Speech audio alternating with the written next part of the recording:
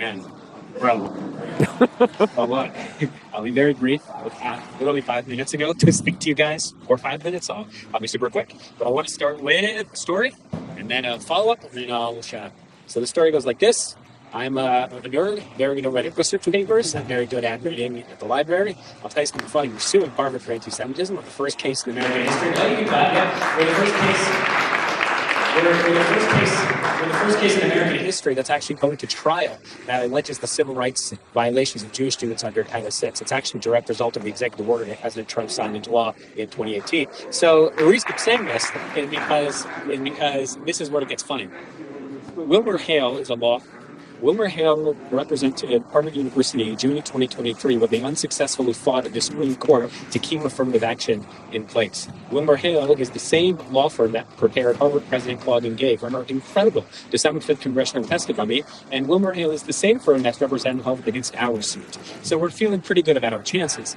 So look, I've met a lot of cool people. I was actually with Emily at Trump's Bedminster golf course a couple of weeks ago where President Trump outlined his policies on anti-Semitism. I was in the student who former president at the RJC. I've been to the testimony on holding the fundraiser for a couple of weeks. And as I said, I'm a nerd. This is all I'm going to be. I don't know how to give a speech. I don't know how to talk.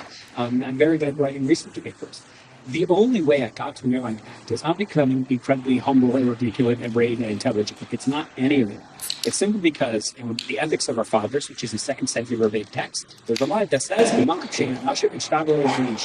there is a place where there are men, strive to be a man.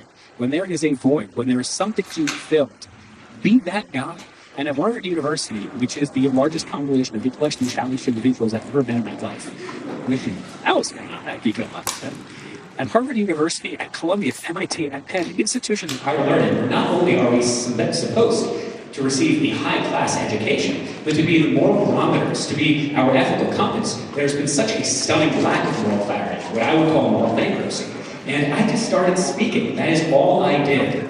And yes, the congressional testimonies, the meeting with Trump, and hopefully being able to work for the White House, those things are cool. They're cool.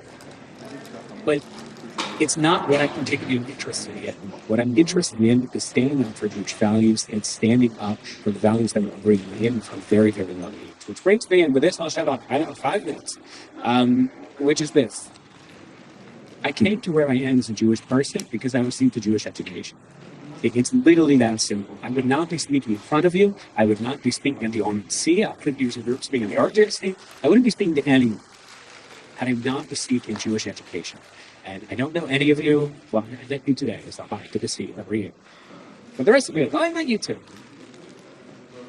But the reality is, regardless of the colleges you go to, regardless of the education you receive when you were a kid, if you want to be a successful advocate, whether it's for Republican politics, whether it's conservative politics, whether you guys decide to go to the dark side and become liberals, great.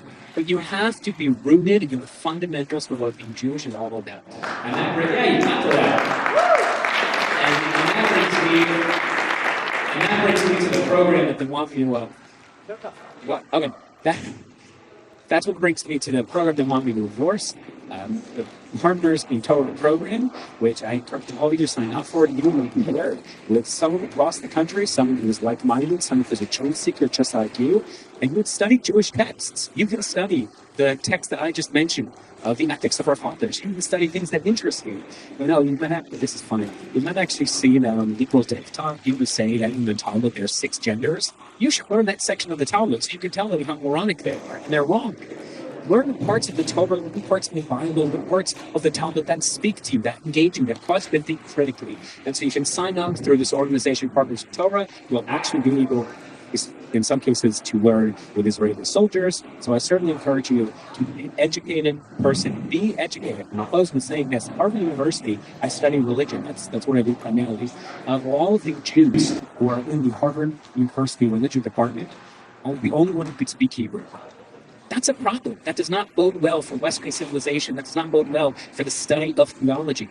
Being an educated individual, your politics and your theology will come afterwards as a natural income. But first, be educated. Ask questions. Go beyond your comfortable limits. Sign up to Partners in Torah. Be influenced. Flowers happy to speak.